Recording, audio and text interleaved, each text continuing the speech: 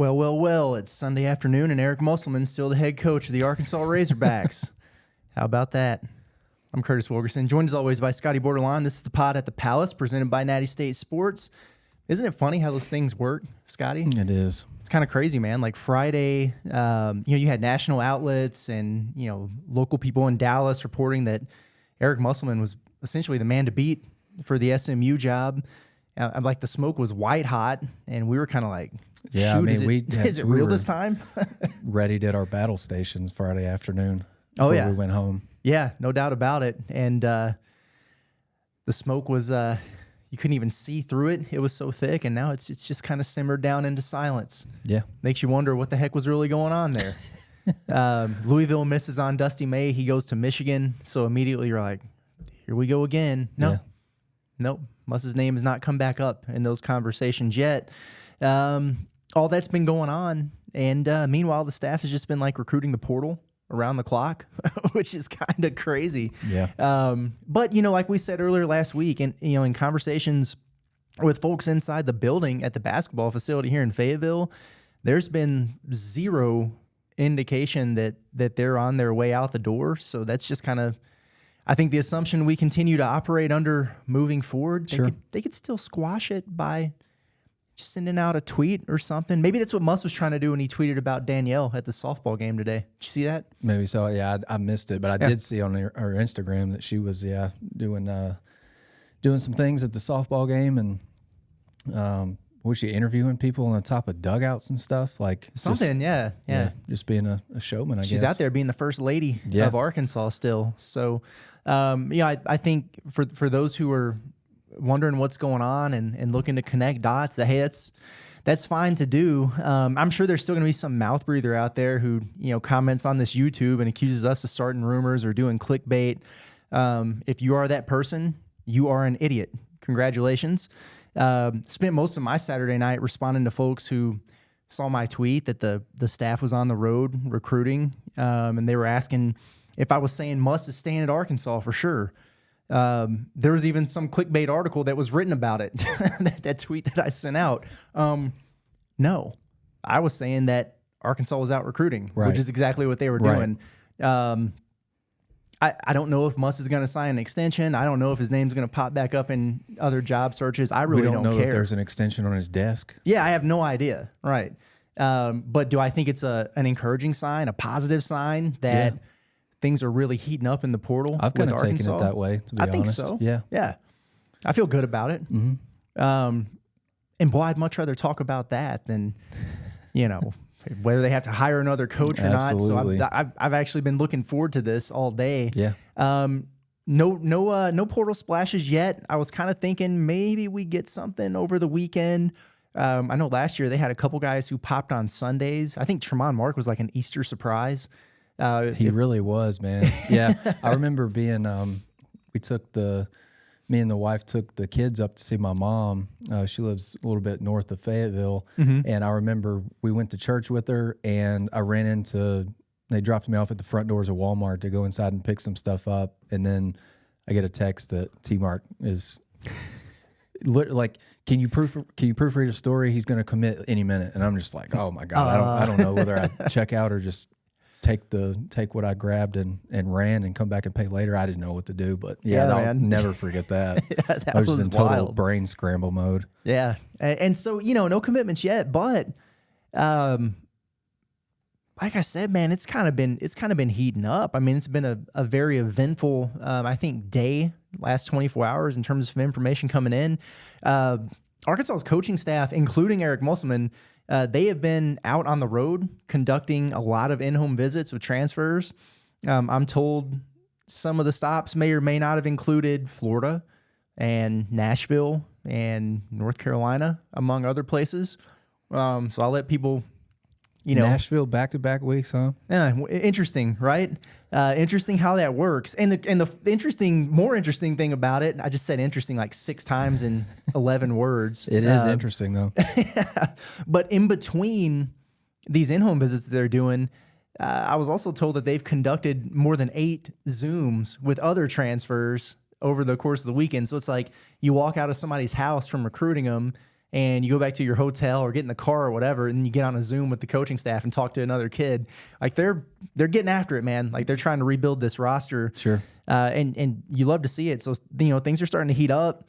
I think we're starting to see a little bit more of a clear picture of who the staff might really be targeting here. And so I think, first of all, fans might want to start knowing Josh Cohen a little bit. There you go. We've talked about him a lot since the portal opened up, Scottie. Like, in depth, we've talked about this dude.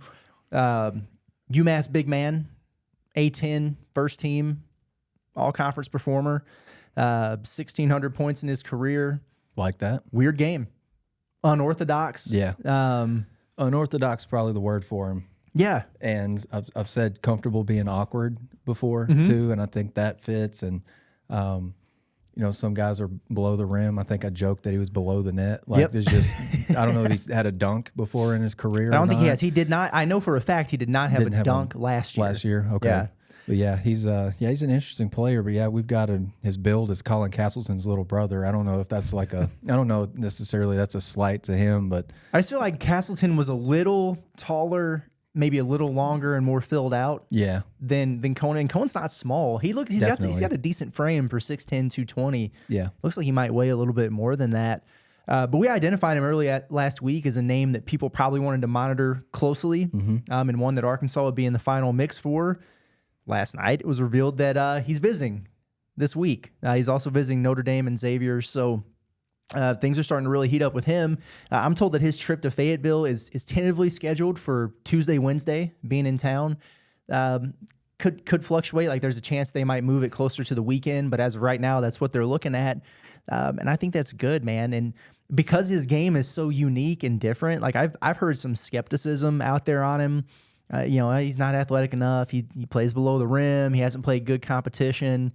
I know you already know all these things, but I want to give you my sales pitch here on Cohen and see what you think about it. Okay. Sure. First of all, you don't have a front court. That's my first pitch. Good place to start. Yeah. Yeah. So you need big guys. That's a start. Secondly, like I mentioned earlier, like we're talking about a guy who scored 1,600 points in his career.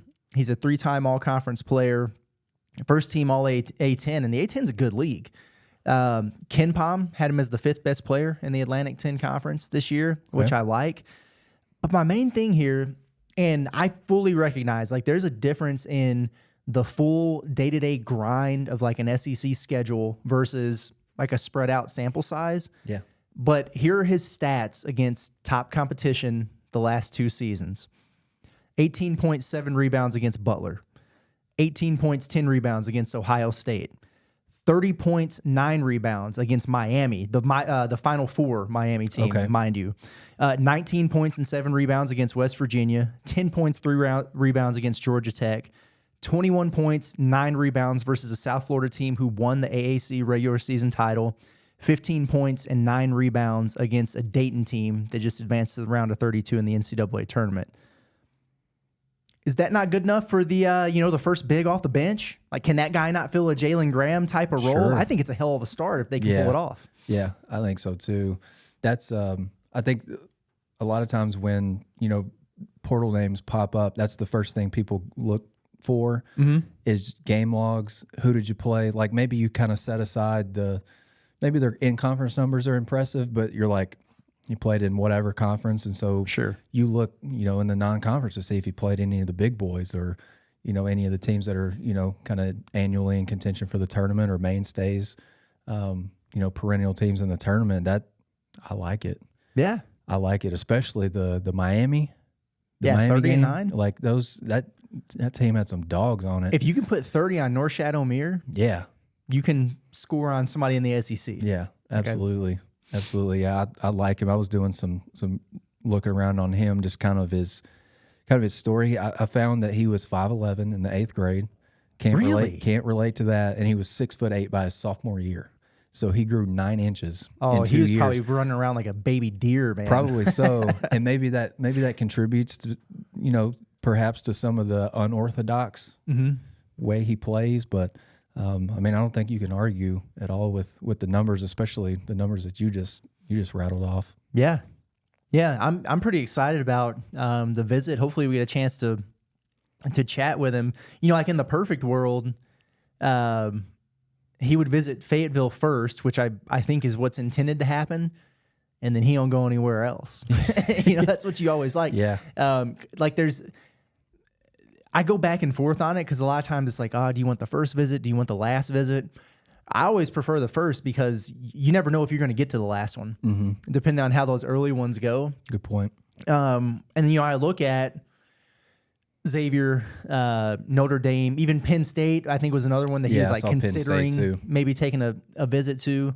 Then you think about him being a guy who's played in Pennsylvania at St. Francis, played at UMass, kind of up in the Northeast. On the surface, those programs do seem a little bit more up his alley. I'm just being honest. But there's also something to be said for a change and challenging yourself in a different way. Change of scenery candidate. Yeah. And I'd be very interested to see what he could do in a league like the SEC. Yeah. It all depends on what he's looking for and what he wants, but I know they recruited him hard when he hit the portal last year and wound up at UMass. They wanted him then. And then he goes to the A-10. He's a first-team all-league guy, and now he's back available, and they're after him. So, like, those relationships have already been established, and it's just getting to know him even better. I do wonder, and we'll talk about this more in a second, and this is just me connecting some dots here, but I know Muss was in Florida on Friday recruiting. I also know that Cohen's been in Florida. I don't know if he's like on spring break or whatever, but I wonder, you know, like maybe maybe they linked up at like a tiki hut or something on a beach. Yeah, you never know. Yeah.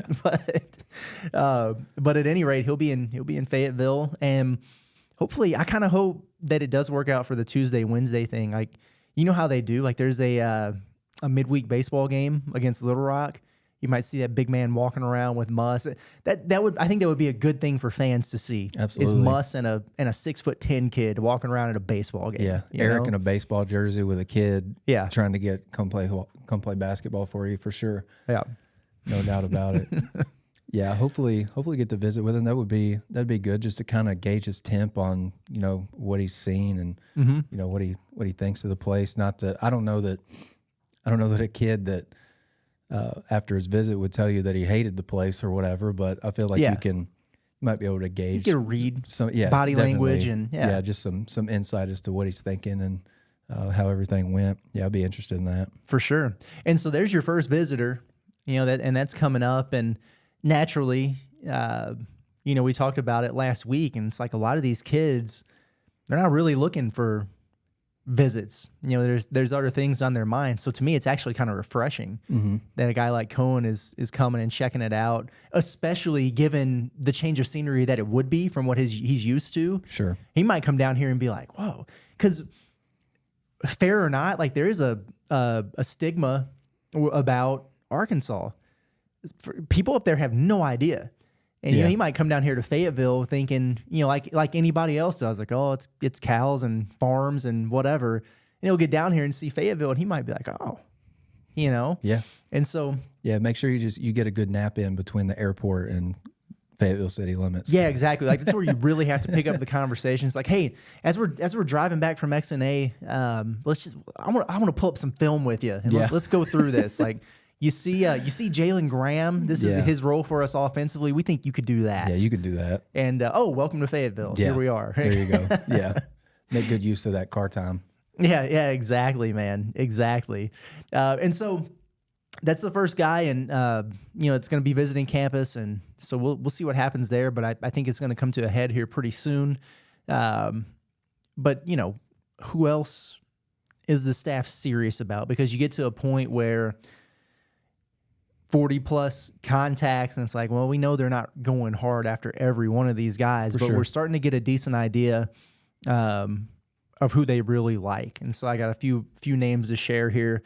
The first one, who we've talked about quite a bit, Shane Montgomery, the MAC Rookie of the Year. He's a true freshman at Mount St. Mary's. He's a bucket. We really like the way he plays, and you love that he's got 3 years left. And I get it, like, you know, a lot of guys don't stick around that long or whatever. But my point is, a lot of times you see dudes make a big, sizable jump from their freshman to their sophomore year. And he was a hell of a player last year. And so I think he's a guy who's only going to get better. He's going to fill out more. Really like him a lot. He was a guy who Muss reached out to early. And then Montgomery told me today that while Muss was in Florida, I guess he's probably still up in school, but Muss actually went down and visited his family in Florida. How about that? And met with his dad, visited with him. And it sounds like that left a pretty strong impression on him. I'm sure it did. Would me. Yeah. And so if Muss is doing that, they're serious. They're in on this dude. Yeah. And he's got some genuine interest, and I think that would be a hell of a start to the backcourt. Yeah, no doubt about it. I found a profile on him. Apparently he grew up playing soccer because of his mother's German influence. That's the line that I read, which is interesting to me. Okay. He didn't take until basketball until 9th grade. And he said he moved into this. Pretty skilled for that. Moved to a neighborhood, and a kid that he was hanging out with introduced him to basketball. And also, he has a 6'10" wingspan.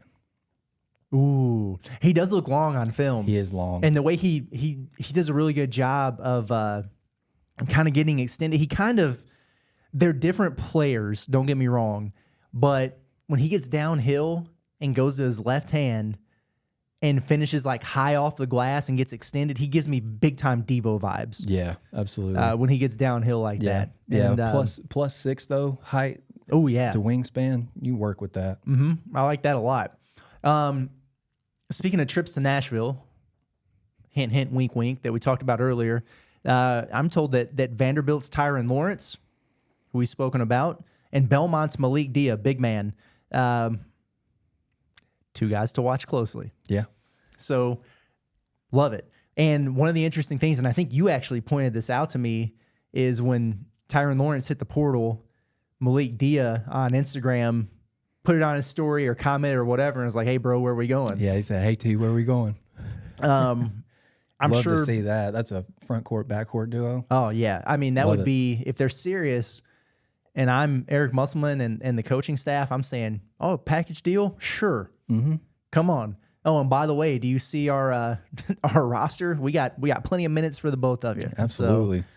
So, Yeah, I like that a lot, man. You've got Dia's build as legit SEC forward, and I could not agree more with that. I mean, he's SEC experience. Is that what you wrote down in his bio? Yeah, they were teammates because Dia started his career at Vanderbilt, was there for 1 season, and then went to Belmont and blew up. I mean, blew up at Belmont. He had a hell of a year. Versatile guy. He's big now. But he runs the floor. He can space it out and knock down threes. He's nasty in the post with his back to the basket. Yeah. He's got a nice touch around there. Like he's also a dude who's testing the NBA draft waters. I don't think he's going to be a guy who gets drafted right away. But he's going to get some good feedback, man, and a dude who's got a pro potential for sure. And then Tyron Lawrence, like we've talked about him. He was one of the early guys we put on the board. Has had good success against Arkansas. He was better last year than he was this year, I thought, on that Vanderbilt team that was really good and nearly snuck, kind of backdoored their way into the NCAA tournament. You remember how well they were playing? Yeah. But he had another good year this year, and a dude he's gonna help somebody. And I don't know, man. Like I just feel like when you're putting together so many new pieces together for a roster, if you can find somebody, especially in the backcourt, who's going to have the ball in their hands, who's got so much SEC experience, no matter where it's at, that's just huge. Yeah. And so I would be all for it if they can make it work out. We'll see if it happens, but if it doesn't, it won't be from a lack of trying. I'll put it that way. For sure. Yeah, I mean, you just look at the build of the guys, those 2 guys in their profiles on our site. Legit SEC forward with Dia, and then with Tyron Lawrence, you put looks the part.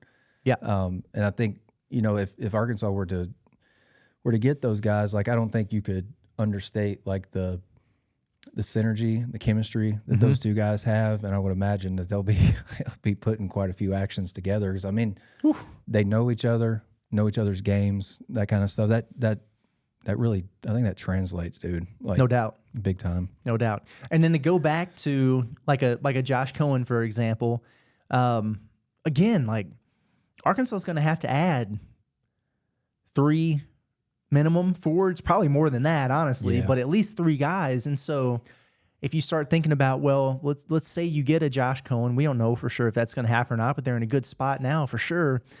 You add a guy like that, then what are you looking for? Okay, probably a little more size, a little more bulk, but still guys who fit what you're trying to do. I mean, Dia, he's up there on that list in terms of fit and experience, and he offers something different, a change of pace from what you would have with Cohen. I like the idea of it.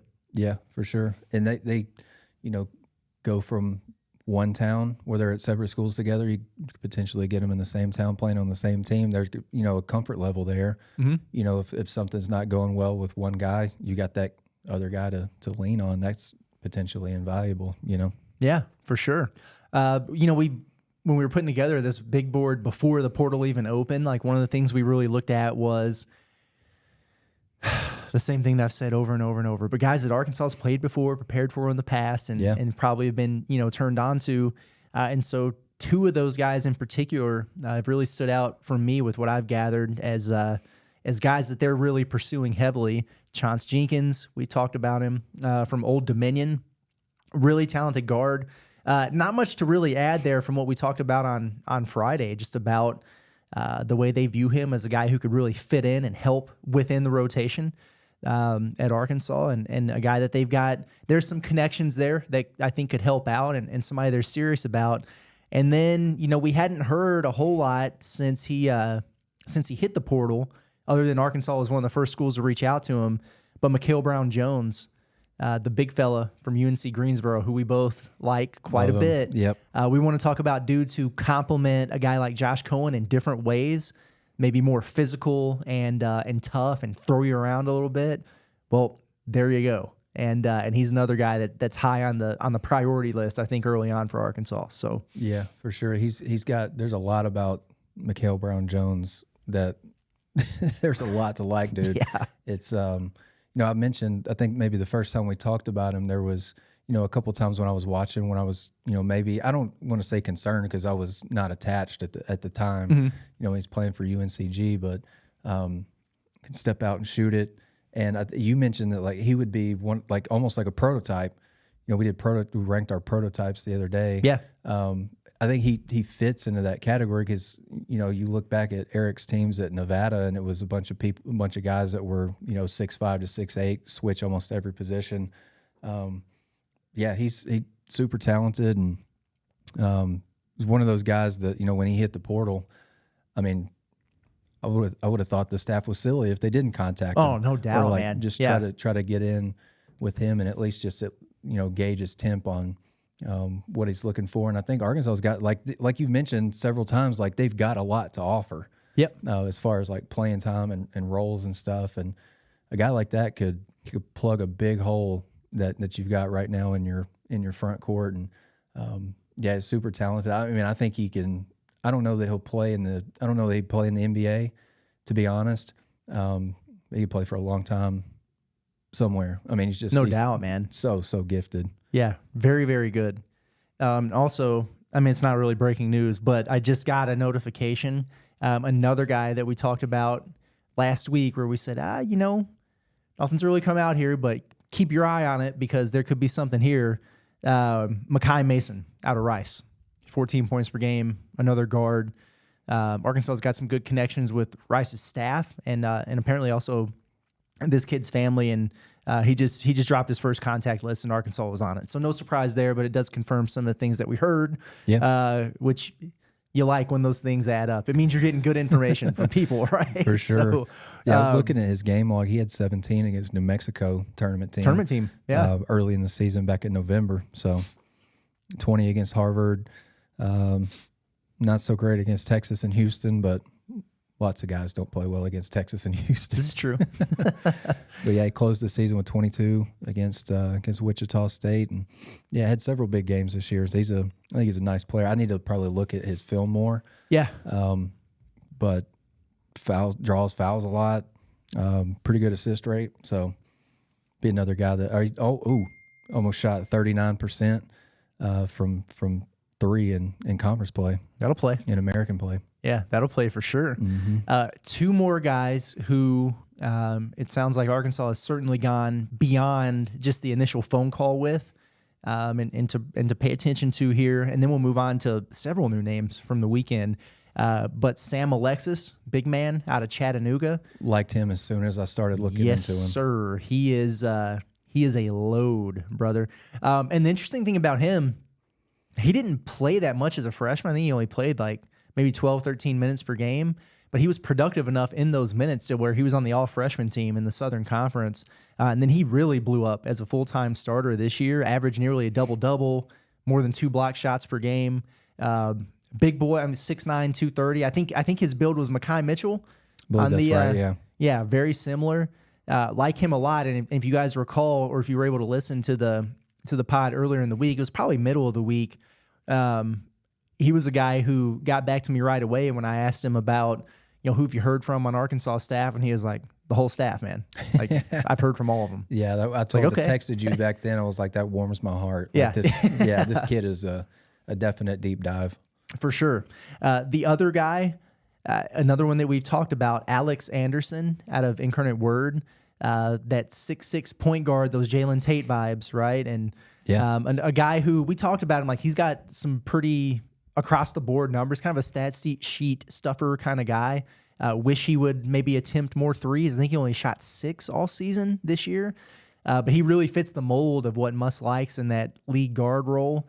And there's definitely something there with that one to keep an eye on as well. For sure. He's a Memphis kid originally. Yeah, yes. So also a Memphis kid. What would that be, 4 hours from home? Mm-hmm. That would probably be a little bit closer than where he is now, if I had to guess. This kid has bounced around a lot. That may be about the only thing that would give me some pause. It was at South Alabama. Next season was at Alabama State. Then went to Incarnate Word, and now he's back, like he's in the portal again. Right. So you kind of wonder about those kids who were kind of career Rolling Stones. Yeah. But if you look at his bio on our site, number 5 in assist rate, number 4 in fouls drawn per 40 in the Southland. There you go. So I don't hate it. Yeah, no doubt about it, man. Okay. And then several new names that have popped up from the weekend. Speaking again of Nashville, Furman point guard J.P. Pegues has entered the transfer portal and been contacted by Arkansas. Scottie, the floor is yours. Don't you love it? Yeah, that was really good news. I was at Sam's Club yesterday with my family when I got the notification, and I literally told everybody that I was with. And if you've seen pictures of my family, there's a lot of people. I told my 2-year-old, told my 5-year-old, told my dad, told my stepmom, told my wife. Like, I was like, you guys got to get familiar with this kid. He's a killer. Yeah, and Virginia will tell you that firsthand. We've got his build as a true point guard in a JD Note body. 6'1", 185. So he's not the biggest kid you've ever seen, but I could just gush about him. He's going to be a starting point guard for a high major next season. Yeah. I hope it's Arkansas. I wouldn't hate it. Yeah. Wouldn't hate it. He's super talented. And, Furman didn't have like the greatest year this year, kind of took a step back over last season. He top 70 in free throw percentage, top 150 in assist rate, shot the three at a 36% clip on over 200 attempts. And so he's literally like the floor general type of guy that you need, but he's not just going to set the table and get out of the way. Right. Like, he's going to be right in the middle of pretty much everything for any offense that he runs. For sure. I'm so freaking excited about that. I know. It made me very happy when I saw that. I think the first thing I did was quote tweet it and said, "Somebody check on Scottie. Is he okay? My knees got a little weak, but hanging in there. I'm doing all right. I'm better today than I was yesterday. I love it. But now he's got to get on the phone with Marcus Foster. Like, if he's serious about... Speaking of package deals, Yeah, you get a couple package deals, I think you'd be doing all right. Mm-hmm. And I understand people would probably be like, bring 2 guards from Furman to come be in the SEC? Yep, I sure would. Yeah. Those 2, I would. Those 2, for sure. Yeah, they can help you, no doubt. Let's roll through real quick some of these other guys who entered throughout the course of the weekend. I know, it was almost like based on which one of us was free at the time, we'd go in and update the big board. This kid from Dartmouth, I haven't looked too much into yet, Danan Nesovic. Boy, he's got some nice numbers, though. 6'8", 205, so kind of a big guard looking, maybe the prototype kind of mold. Yeah. It's interesting how many Ivy League guys Arkansas is reaching out to. Oh, I kind of like it. They play good ball there. Yes. I'm kind of surprised that, like, you see all the talented guys that are popping up in the portal from the Ivy, and you're like, this is not a shot, like a slight at Yale, but like, how do some of these other guys, like, not in the tournament, but Yale and Brown were in the title game, and Yale got in because they hit a floater with 2 seconds. Like, right. I don't know. Like, Chris Mannon's really nice, but yeah, Nesovic he's interesting. I put his build as Darius Hall. That was about the closest height weight comp that I could come up with. But he's just kind of, as you can probably tell by his name, like, he's got like that flair to his game a little bit, and he's fearless. And he took about half of his threes last season from the left side of the floor, and he shot 46% from the left wing in the left corner. It's very look, I'll just show you. It's very red in several different spots. That'll play. It's pretty nice, and you like a 6'8" kid that'll let it fly. And had 23 at Duke, 24 against St. Louis, 23 against Cornell and Penn, and then a 43% 3-point shooter in conference play. Dang, gets him up, man. Love that. Yeah, 37% against D1 teams on 128 attempts. Very nice. Good-looking kid. Yeah, not bad. Another guy, and listen, I'm just going to be honest with you here. Like, we've already been burned by UT Martin once. Shout out to you, Mr. Mizzou Cruz. But Jordan Sears, little guard. I say little, shorter guard, 5'11", 185. He's got a pretty good frame on him, but he's a shorter guy, which not typically what Eric Musselman looks for, but they've contacted him. He's a bucket, though. 21.6 points per game. He's that small, but he gets 4.5 rebounds per game, 4.5 assists per game, over a steal per game. So you start looking into it, and you're like, dang, like this guy's he's not too shabby at all. You made a note here on the Natty State Big Board that he closed the 23-24 season averaging 31 points, 5.8 rebounds, and 5.7 assists in his last 6 games. So he was playing his best basketball by far late in the season, which is what you want. Yeah. Guy who was at Gardner-Webb for a couple years. Oh, so he did. He played in that game against Arkansas. There you go. Was it not last season or the season before that, but the year before? Yes. Yeah. So it was... he came here. He put up kind of modest numbers, 6'5" and 3. And a change of scenery sometimes helps a kid. And at UT Martin, I guess if Jacob Cruz wasn't putting up shots, Jordan Sears was. 41.4% from deep against D1 teams on 162 looks, and then he was over 41% in OVC play. So. He played 2 years at Gardner-Webb and 2 years at UT Martin. So looking for an upgrade, I guess, for his last year. And it seems like Arkansas is at least a little bit interested. Yeah, for sure. And, I respect that, though. Like, at some point, you've kind of done all you can do at a certain level. So you either try to start your pro clock or you bet on yourself and try to up transfer and see how it kind of translates. Yep. When you look at those numbers, and I'm not comparing them as players from a sense of I think they're similar, but it reminds me of like a Max Asmus who was just scoring 20+ points per game over and over and over at Oral Roberts, and finally he's like, all right, like I either got to go pro or I got to go do it somewhere else. And he went to Texas, and his numbers went down some, but he still had a hell of a year in the Big 12. And so maybe this is a dude who, do you expect him to average 20 in the SEC or wherever he winds up? No, probably not. But can that stuff translate to a really productive high major player? Yeah, absolutely. Sure could. Yeah, his shot chart's interesting. Around 50% at the rim, under 40 in the lane, which is kind of what you expect maybe from a kid who's 5'11". But 53.5% from deep on the left wing on 43 attempts, and then 42% from the top of the key on 55. Yeah. So he's getting them up, and he knew where he could shoot it best from, and he did it. No doubt about it. Another guard, 6'2" guard this time, so a little bit taller, but Myon Amy out of San Jose State. Anytime I see a Mountain West guy, I pay attention because Muss is so connected to that league. Obviously, he coached there for several seasons. with Nevada. And it's a really good, I mean, it was a 6-bid league this year, and they had some struggles early in the NCAA tournament. They wound up winning a few games. Now, Utah State just got, I can't even think of the word to describe what Purdue just did. Like, Purdue wasn't playing with its food today. They obliterated they Utah just State. Destroyed them. But hey, they won a game. Put the reserves in and grew their lead. Yeah, type of day. Yeah. But San Jose State, a program that Arkansas saw last year. But this dude, I mean, he's putting up some good numbers in a good league. 15.7 points per game, over 5 boards, over 3 assists, steal and a half. So pretty productive across the board.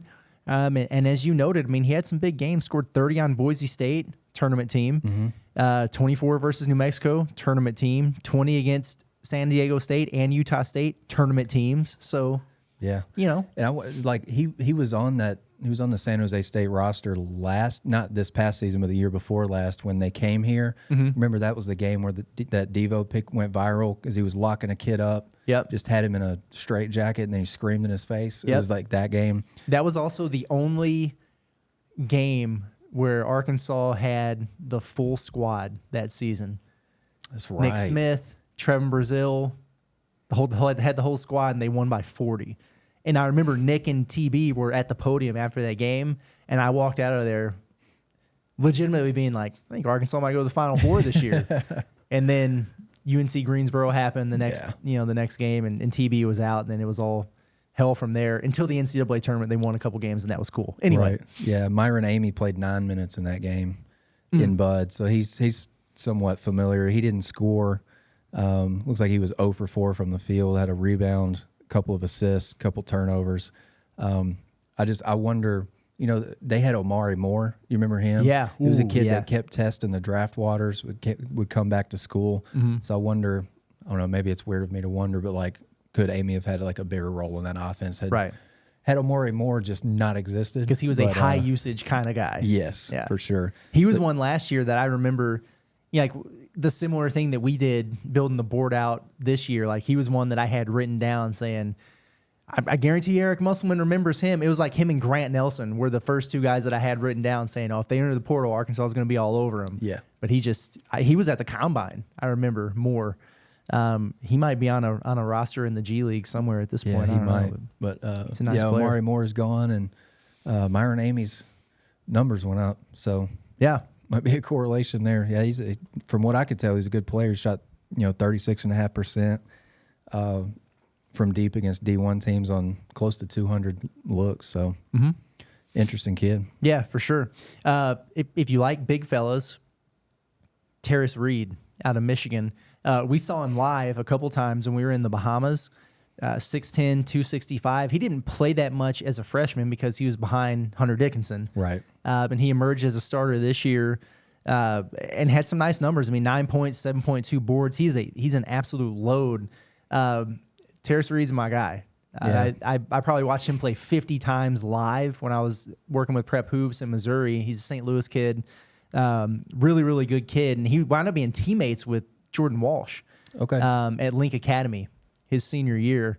Then he wound up at Michigan. Now he's in the portal. And so, I would probably be trying to do that. Hey, Walsh, give your boy a call and talk us up. You know, so there's some connections there. And St. Louis ain't too far from Fayetteville. Trust me, I know. I make that trip often. I would watch out for Mizzou here. Which would really irritate me. But obviously the home state, Illinois might be one you want to watch out for too. That's close, regionally. But he's also, the type of dude who's going to be coveted by a lot of the big boys too. So I'm sure Arkansas is going to be super interested. I was trying to gauge a little bit of that in some conversations with some people on the staff. And the main thing that I gathered from it is they really like him as a fit.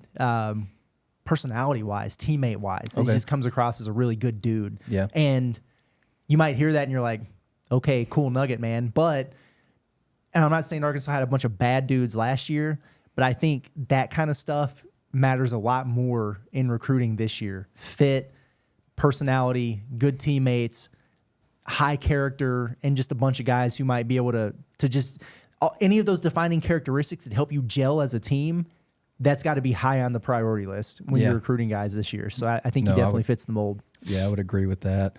I mean, and it's good to hear that. That the kid may still have a good spirit about him, considering how Michigan's season went this year. They won like 2 games in 2024, which I guess I just wasn't paying that close of attention to Michigan, but they were a whole mess, man. Mm-hmm. And so they had the deal where their best player could play at home, but not on the road. Couldn't travel. He had to stay home, go to class. He's on that Jalen Graham diet. Yeah, and just a weird deal, man. Could you imagine if that was the case with like? Would that be the equivalent, like Caleb Battle? Mm-hmm. Where it's like, oh, no, he can play in Bud, but he's got to stay home and do his homework. We're on the road for SEC games. Yeah. Like, it's such a weird deal. The Juwan Howard thing was crazy. He definitely needs a change of scenery. Mm-hmm. And I wonder if, like, Dusty May took that job, which shout out to Michigan for getting him. Sucks if you're Louisville. Man. But I wonder if he considers, picking up what Dusty May's putting down. I also wonder how many of those FAU dudes are going to follow him to Michigan. That's a good question. Like Jonell Davis, Vlad Golden, a couple guys on the board. Like, they have eligibility left. Yep. I just wonder what that'll look like. I don't know how interested I'd be in leaving Boca for Ann Arbor, right? In the winter or whatever. But I don't know. Yeah, so. that's taking scenery change to an extreme there. Yeah. Terce Reed, Ken Palm's got him 6th in the Big Ten in offensive rebound rate in league, number 7 in defensive rebound rate, number 9 in block percentage, number 5 in free throw rate. He checks a lot of boxes, man. Yes, he does. He really does. Yes, he does. And he's just finished his sophomore year too, and so maybe he takes another step, in terms of maturity, and not to say that his body isn't where he wants it to be, but. Kids mature throughout college. Yeah. Oh, yeah. Kind of figure out who they are. And no doubt about it. Just and whether it's him or some of these other guys we're talking about, just from a sheer size standpoint. He's got it, dude. For the love of all things holy, get one of these guys. Just get a huge individual for this roster. I would prefer 2 or 3, but get at least one. Come on, man. You put Dylan Cardwell as his build. I thought that was interesting. Yeah. Like same height, size, right? Or similar. Yeah, I didn't realize that Cardwell was that heavy. I didn't either. But he is on the roster. Maybe 5 or 10 pounds lighter than what they have Reed. I think Reed's listed at 265 or something. Yeah. I think Cardwell might have been 255, 260, but yeah, it's similar. We know Cardwell's a tank. Yes. And then he's man, what is it about Auburn guys who you just hate them, but you feel like if they were on your team, you'd really love them. Like Cardwell kind of fits that mold for me. Katie Johnson. I feel like if Katie Johnson was a Razorback, I'd be in on the shtick. But I watch him now and I'm like, this guy, He kind of like he's Jeremiah Davenport on roids. Yes. And like he's like Katie Johnson is Jeremiah like times 10, and he don't even need a shot to go down. Yeah. Or doesn't even need to assist on a bucket or anything. He's just those Auburn kids are a ball of energy. If he's anything like Dylan Cardwell, I'd like to have him. I think you're right. Like he's one of those guys that he'll celebrate literally at anything, and he just gets people involved in his kind of. I mean, I think there's a lot of personality there, but I don't know that there's much ego. So if this kid's what you were saying, like he's a good locker room guy, I think that would be that's what Arkansas needs, man. No doubt. There's just no more wondering what's going on in there, and I think the good vibes need to start in the locker room and trail them everywhere they go. And you have to recruit. I don't want to get too far into this because I think this is going to be one of the things we really talk about on one of these shows this week, but leadership. Like you have to recruit leadership. And sometimes that's tough to do in the portal because a lot of times guys are leaving because things aren't going the way they want it to where they're at. Or sometimes, in fairness, it's ego-driven. It's, I think I'm worth more. I think I deserve more playing time, whatever. But they've got to find some guys who can be leaders and voices in the locker room because, quite frankly, they either didn't have one or they didn't have enough of one, or like it didn't work last year. And, for sure. You're not going to have too many of those guys back, so you have to be able to find that and identify it. And so that's something to definitely keep in mind too. Just a handful of other guys. We don't have to go too deep on any of these other guys. Rowan Brumball out of Georgetown. I'm trying to figure this out because you talked about it, and one of the things you look at when these guys, it's announced that they enter the portal or whatever, is like how much pop that announcement gets. And when this dude hit the portal, like it was going nuts. I was like, who is this? And I'm looking at his numbers. I'm not trying to be disrespectful at all, but like 8.3 points, 2.2 rebounds, 2.6 assists. Was a young guy. I think he actually redshirted last year and then played this year. He had some nice games. I mean, double figures in 14 games, put 24 on Xavier. He started 20. Georgetown wasn't in a good situation this year. But, man, there was so much pop around that announcement that I was like, who is this dude? Yeah. And so, I don't know, man. I don't know that much about him. But Arkansas among several schools who made contact there. A.J. Smith out of Citadel, who – if you just look at his, if you go to our big board at nattystatesports.com and just look at this dude's photo that we put in, he's a chiseled dude. He is. He really is. Not to be weird, but like, look at those arms.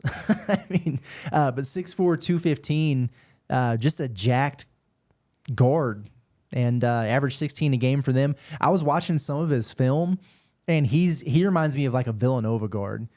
He'll back you down from the 3-point line and just finish over the top of you, or he will. We like Villanova guards. Yeah, or it'll be like a power drive and a jump stop, and he'll shot fake you and then go up. Like he's one of those kind of guys. And yeah, he hit the mix on Friday. Corin Johnson out of Washington. I don't know how interested Arkansas is in Washington players after the Keon Minifield thing didn't work out, but. We'll see, but he's got a lot of folks on him. Yeah, he was good. Yeah, Pac-12 Sixth Man of the Year last year. Yeah, 30 against Stanford, 23 against rival Washington State. Dozen games with at least a couple of steals. So maybe not like the ideal size that you're looking for, but number 7 in league games in steal rate, number 6 in assist rate, over 36% from deep in league play. Didn't shoot it a ton, but 69 is a healthy amount. Yeah. Of attempts. Yep. The last guy, Big Cliff Omaruri out of Rutgers. Props to you for nailing that. Whew. Yeah, the Moses Kingsley build. 6'11", 240. This dude is the real deal. 10.5 points, 8.3 rebounds, shot blocker, like big-time shot blocker, almost 3 per game. Yeah. He's one of the most disruptive defensive players in the country. He's had a really nice career at Rutgers. As I understand it, like this has gone well beyond just initial contact by Arkansas. Like they're pursuing this dude heavily. Got to be honest with you, I'm skeptical about Arkansas's chances. I know before he even entered the portal, there was a lot of talk about St. John's, where he's visiting here very soon. A lot of people think he'll probably stay kind of up in that region. If Arkansas doesn't get him, it won't be for a lack of trying. Like they're pushing, and I think he would be a guy where maybe you could talk some folks into expanding that NIL bag because it's going to take it absolutely to get that kind of dude. Yeah. But I'm not getting my hopes up there in terms of anything really materializing, but they're going to go all in, and Muss has done stranger things. So we'll see what happens there. Yeah. I mean, he's third nationally in block percentage this past season, number 1 in league play. I mean, he was top 25 in block rate last year too. And I think it's interesting, like this is a kid that's been at Rutgers for 4 years. Mm-hmm. And so it's interesting that he's looking to move and maybe better his situation, because it seems like he's, one of those kids that gets somewhere and is going to stick around a while, and kind of has his sights set on development and really sticking it out through whatever he's going through and dealing with. But he's going to have. I'm sure his phone hasn't stopped ringing since he went in the portal, man. Like I would imagine On3's got him at least top 3 if they're like their overall. Right. He might be number 1. I haven't even looked, but he's definitely top 3, and I wouldn't be shocked if he might be top 2 and not 2, for sure. Like, that's exactly right. He's maybe the most coveted kid in the portal. Yeah. Everybody needs a rim protector. Exactly. Even if you already have one that's pretty solid, you could always use another one. That's right. And this is all awesome. I mean, some great players out there, a ton of solid targets who can help Arkansas. And so just kind of identifying, just making you familiar with guys who they've contacted, but then also trying to keep you in the know the best we can with guys who they're very serious about and kind of what's going on there. But stay buckled up, folks, because 52 teams have been eliminated from the NCAA tournament in the last several days. And their guys are about to start flooding the transfer portal probably Monday morning when compliance people get into their offices. Yeah, absolutely. So just an entire new wave, that second wave of availables is going to come through, and it's going to be good players from winning programs, which is also something that we know Arkansas probably needs to fill up and get as many of those guys as they possibly can. So be on the lookout for that. We've heard rumblings of several names that could be entering, several of which are on that board behind you. So, things could get pretty interesting here in the very near future. And players who are impacted by the coaching carousel. Like we just talked about the FAU guys and what they're going to do. Well, like somebody's going to take the Louisville job, and then whoever takes that job, their players are all going to be looking to dip. What's Kentucky going to do with John Calipari? And then how does that trickle down? What coach do they get? Because anytime a coach leaves, the portal opens up for 30 days for them. And so it could be a situation where as the dominoes continue to fall and all these jobs get filled and other ones open, the portal closes on May 1st. But for, some programs who have head coaches on the move, like people could be entering until June or whenever. So it never ends, people. Okay. It never truly ends. There's a lot going on, but I'm looking forward to, Scottie, what this week brings. Like you got visitors coming in. They've been out on the road, targeting guys heavily. Like you're getting to the point where I think some things are going to start popping off. And then you're also getting, an influx of new names to be excited for. So hopefully we can continue to keep up with it all. It's going to become increasingly challenging, but it's fun, and hopefully we have some exciting, I can't wait to get on here and start talking about guys who commit. Yeah. And then maybe getting them on the pod. Yeah, I texted you today. I was like, we need some action. We need some action, brother. Yeah. Come on, man. But you were talking a minute ago about, players on, in programs who just had their coaches leave. And so like Dusty May, like FAU players with remaining eligibility include John L. Davis, Vlad Golden, stud, and then kind of a sneaky guy, second team all AAC is Elijah Martin. Just casual 13-6, big piece on a, Final Four run. Those three guys are going to be like, if they decide, they could very well go to just make Michigan FAU North. Yeah, dude. We're going with Dusty May, but maybe they don't want to do that. And so if they portal, I would imagine John L. Davis pro. Yeah. He'll go pro. Probably. Vlad Golden, though, I don't know. Yeah. He might need to. And, he's a dude who started his career at Texas Tech and he didn't play that much, and then he's really blown up at FAU. So he might be a guy who's kind of still in prove-it mode. Sure. And even last year on that Final Four team, he was a key piece, but he wasn't putting up numbers. Like this was his first year where he was really producing, especially scoring-wise at a high volume. So he might be a dude who tries to get back up to the high major level. If I was Dusty May, I'd be like, dude, just come with me. Yeah. But the other thing to consider, and I'm sure those guys are all graduating or close to it, but Michigan notoriously has a hell of a time getting transfers admitted. Like remember Caleb Love was committed and it didn't work out. The year before, it was the whole deal with Terrence Shannon. They thought they had him, couldn't get him through all the admission stuff. He winds up at Illinois. It's like they have problems with that all the time. So they might not even be able to get those dudes in. Good luck, boys. I bet you can get in at Fayetteville. Hell, if they let me in at Arkansas, they'll let y'all in. Yeah, there you go. 100%. Yeah, there you go. We'll check on those I hardly had an ACT scores. I hardly had one, and they let me in. Oh, man. I love it. All right. Well, anything else? I think we covered. JP Pegues, make the right decision. Yeah, come on, dude. Do the right thing. Do the right thing. You know where you belong. Just leave it at that. You looked awfully comfortable in Bud Walton. He did, didn't he? So right at home. Make it home. Yeah. He was at home on the road last December. I noticed it. Mm-hmm. Just come on, man. Yeah, come on, man. All right, everybody. Our seat is open here if you make the wise decision. No, 100%.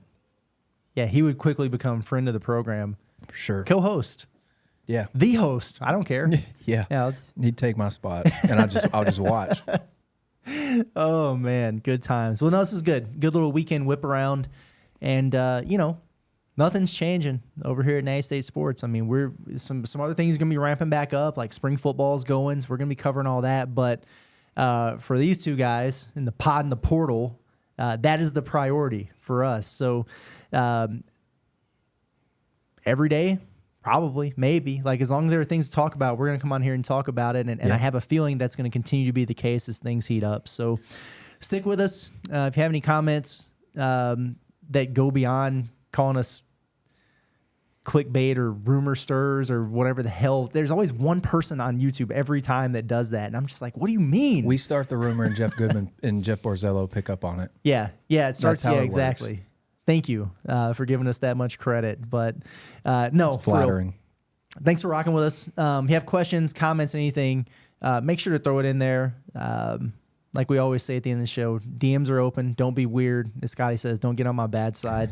I do like the banner, though. I will go back and forth with you, and it's something I enjoy sometimes. And if I'm not enjoying it, I'll just start ignoring you. But then I'll be back. Don't worry. So, all right. But it's Sunday. We'll see you guys Monday. It's been Pod Palace, Natty State Sports. Appreciate y'all. Catch you later.